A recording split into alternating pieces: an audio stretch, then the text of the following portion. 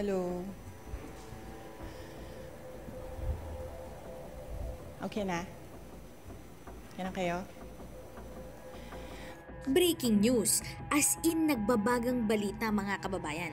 Laman ngayon ng social media si BP Inday Sara Duterte matapos na formal na i-anunsyo sa publiko ang pagbibitiw niya sa pwesto bilang kalihim ng Department of Education. Ito ay matapos kumpirmahin mismo ng palasyo na ganap 2:21 PM ngayong hapon ay nagtungo ang Vice Presidente sa Malacanang upang personal na ihain ang kanyang letter of resignation kay Pangulong Bongbong Marcos. Kinumpirma naman ni PCO Secretary Attorney Cheloy Garafil na tinanggap ni Pangulong Bongbong Marcos ang desisyon na pagbibitiw ni BP Sara. Sa katatapos lang na press conference ni BP Sara Duterte, sinabi niya na ang kanyang pagbibitiw bilang kalihim ng Department of Education ay hindi dahil sa kahinaan, kundi dahil ito sa pagmamalasakit ng mga guro at estudyante. Sinabi niya na nagbigay siya ng 30 days araw na paunawa para sa proper turnover sa susunod na kalihim ng Department of Education. Nangako si BP Sara Duterte na patuloy ang pagiging ina niya para sa lahat ng guro at estudyante. Bukod sa pagbibitiw sa kanyang pwesto bilang DepEd Secretary, nagbitiw din si Sara Duterte bilang Vice Chairperson ng National Task Force to End Local Communist Armed Conflict ayon sa Presidential Communication Office. Kaya naman mga kababayan, wag na natin itong patagalin pa. Wag na wag kukurap dahil sabay-sabay nating panoorin at pakinggan ang full uncut press conference video ni VP Sara Duterte ngayong araw na ito.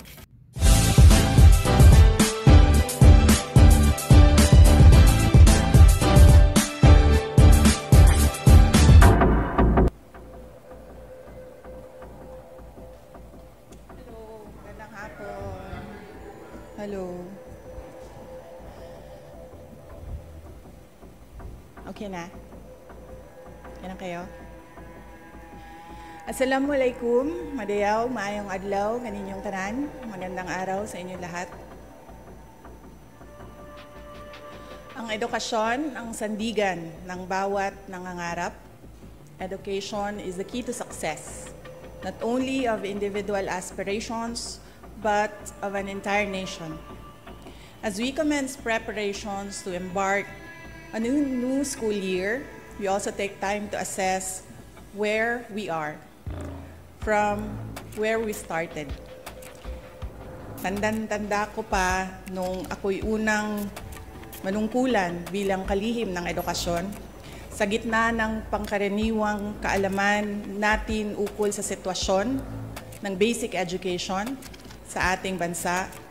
Gumugol din ako ng oras upang marinig mismo mula sa bibig ng ating mga guro, ng mga mag-aaral at mga magulang kung ano nga ba ang iba't ibang pagsubok na pinagdadaanan nila araw-araw.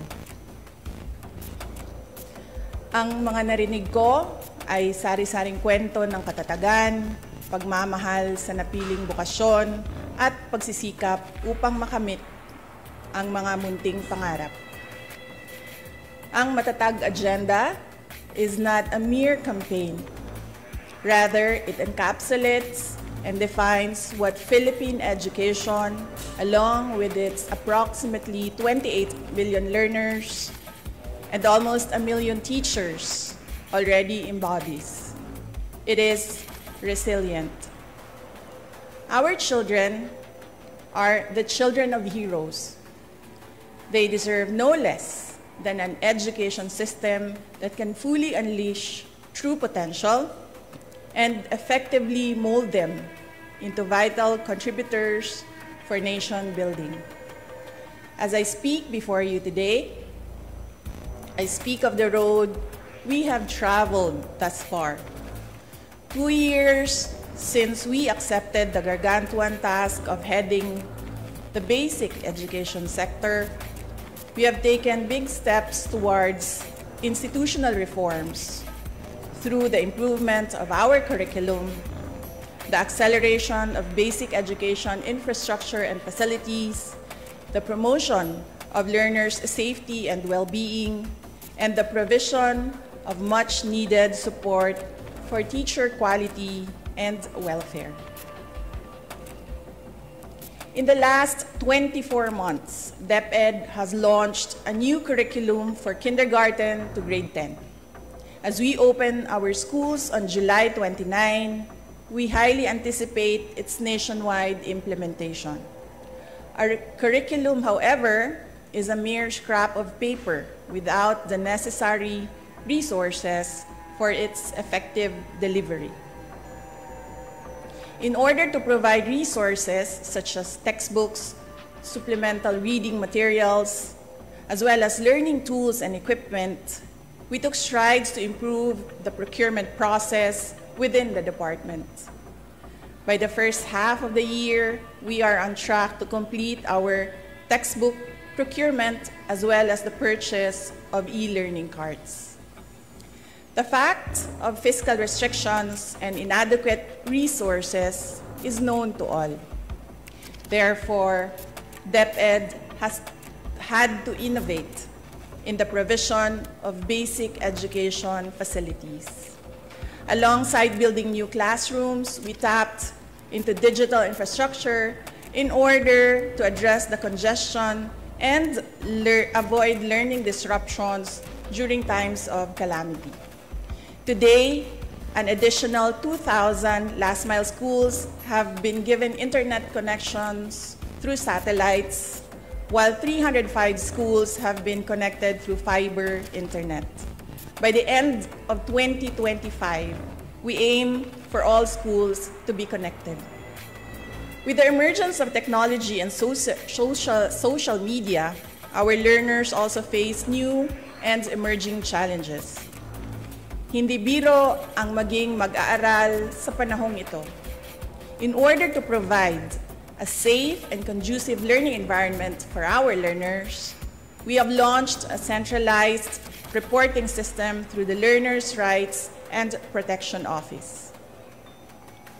By providing a hotline, we remind each learner that they are never alone. We continue to provide awareness and work with partner agencies to shield our learners and teachers from all forms of abuse, illegal drugs, terrorism, insurgency, and all forms of criminal activities. In our thrust to promote inclusivity, we continue to strengthen the alternative learning system and our special needs education. No child should be left behind. Teachers are truly the cornerstone of any education system. We have worked tirelessly to address your concerns through the National Educators Academy. We have provided avenues for teacher training and professional development. We have provided personal accident insurance to assist our teachers when they need it most. We have removed all administrative tasks to unburden our teachers, to bring them back to the classroom, and to allow them to focus on teaching.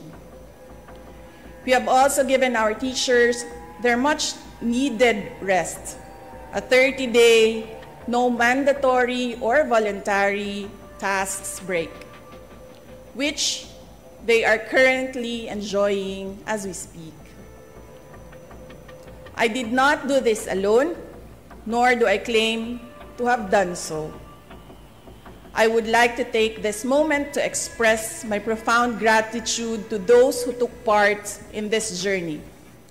To our partner agencies in the national government, thank you for your commitment towards a whole-of-government approach for basic education. To our local government units, thank you for keeping education and the youth as priority projects year in and year out. To our private sector partners, whether foreign or domestic, thank you for your resolve as education champions. To my DepEd family, Execom, Mancom, Central, Regional, Division, and school officials, teachers, and non-teaching personnel, thank you for your unwavering support, hard work, and dedication to serve the Filipino people. Mabuhay kayo.